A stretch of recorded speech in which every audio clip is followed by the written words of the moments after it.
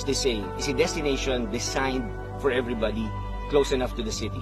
So the idea with this new system of work now is you can work anywhere. And I think what's going to happen is people are definitely going to be living here a while and living in Manila and vice versa. So the idea is to come up with an affordable dream, maybe a 200-300 square meter lot ranging from 2 to 4 million, where you can build a 5 million home.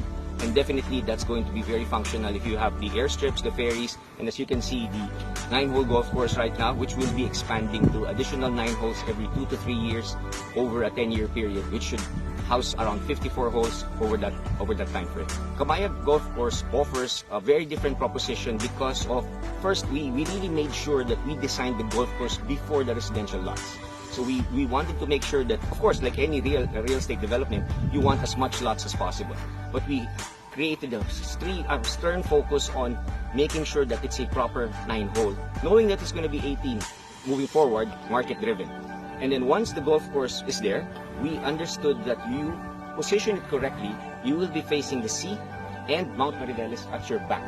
So at any point that you look at it, and it has a different feel in the morning and in the afternoon. So if you're finishing up your 9-hole game or your 18-hole game by around 5:30, you will be greeted by a fantastic view of the sunset reflecting by the sea.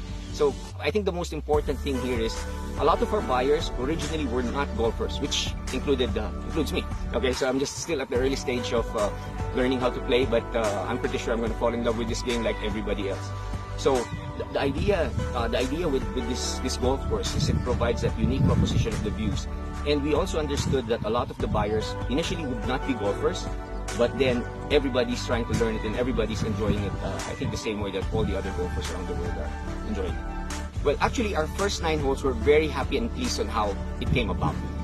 The designers, John Cove and everybody did a good job, the shapers, and we retained the right amount of trees. So with the proper 9 holes set in play, we will be building additional 9 holes every 2 to 3 years in stations 1, 2, and 3 of Camaya Coast, with a clear vision of having, actually the second 9 hole will be at station 2.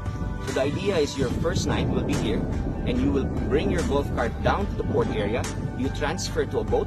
This is where you have your coffee, tally your score, and all the other things that golfers like talking about in between the first nine holes. Then you're greeted on the other side by another golf cart. You transfer your bags there, and you finish the the second 9 hole in a totally different environment. Then continuing on, we add 9 holes to each over the next couple of years. So I think for golfers, this is definitely going to be a very unique proposition, and we're very excited for golfers to experience it. So far, we're pretty happy with what we hear from the people who have played here, and we're looking forward to having other people visit and experience the same thing for themselves. Honestly, golf is only one of the attractions that's going to be here. Of course, the beach is one of them, and originally the golf wasn't the main integral part of what we were building.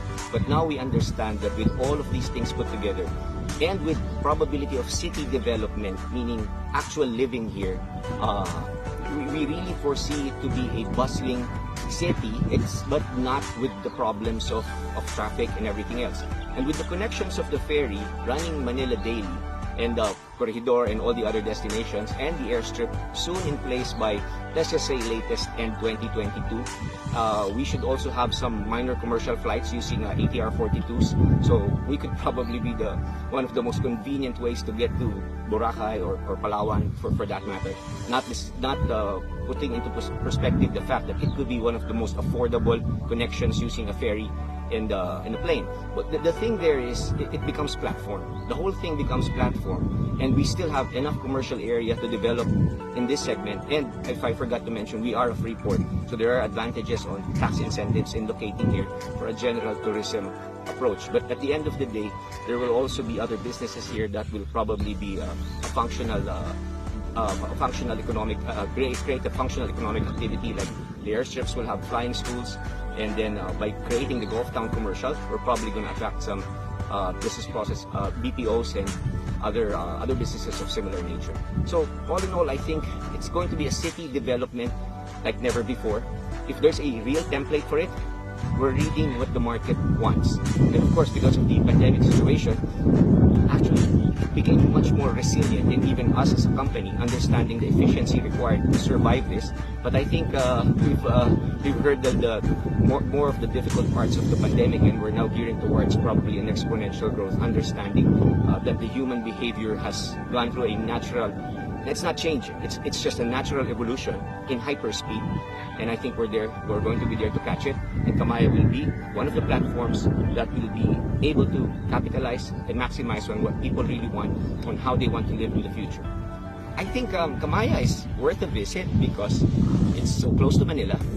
It doesn't cost an arm and a leg. You can go for a day trip, you can stay overnight. It'll probably cost you less than the other, and we're probably the closest white sand beach of this quality to Metro Manila in the most convenient way, using the ferries. And if you're living in Region 3 and with the new developments in Manila as well, the new skyways, it's pretty simple. It's simple, it's close, it's affordable. So there's no reason not to try. And I think at the end of the day, the romance of the sea is timeless. So if you can get to a place like this within an hour and a half or two, you should try.